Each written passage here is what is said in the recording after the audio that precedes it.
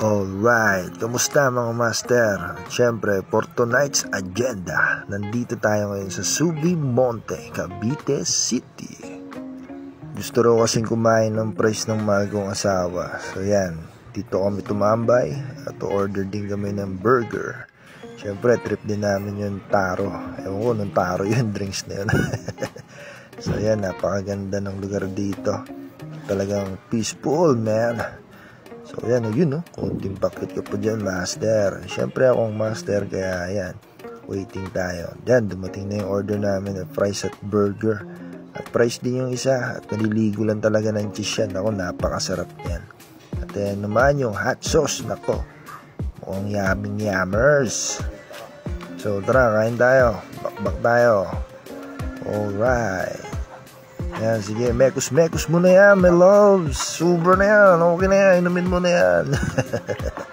So yan, tornado na natin tong price. So yan, sobra na yan pare. Ang mukha mo na si Jollibee pare. So yan, ako, di pa dyan nagtatapos at medyo nabusog na kasi ako kanina at kumain kasi ako sa amin bago kami pumunta dito sa Subi. Pero wala tayong no choice eh. Nagyaya yung aking my loves, kaya yan, pagbigyan natin, kailangan bigyan natin ng oras yung mga mahal natin sa buhay, lalo na yung mga partner natin, di ba? So yan, no? Naku, talagang ang lusog mo na, boy. Napakahirap talagang mag-diet dahil talagang napakasarap kumain. Ilang beses na rin kayo nagplano niyan, pero nako talaga naman. Hanggang panaginip na lang talaga yata yung jogging na yan at yung walking na yan. Dahil talagang ang banding namin ng aking mahal na asawa, hindi ang kumain at gumala. So ayan, tapos na kaming kumain. Ako, si Mod. Bus na mga master. So tara na, tayo na tayo my loves. Ay mamaya na pala, hindi pa pala ako tapos uminom. So ayan, ako, swabe talaga to. Isa lang yung binili namin dahil hindi namin maubos talaga eh. So yan, ako, sexy ng asawa ko.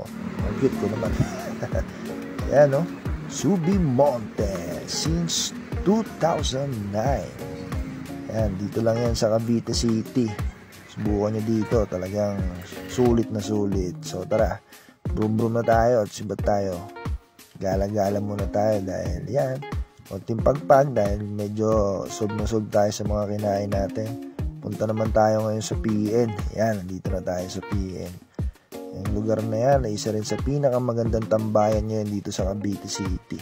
Sa napakalinis at napakaliwanag ng mga ilaw. Siyempre, pampamilya, pantropa, lahat na. Isama nyo na lahat dyan.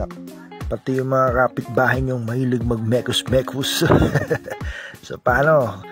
Hanggang dito lang mga tropa at uwi na kami at naghihintay ang dalawang buging. So, bye-bye!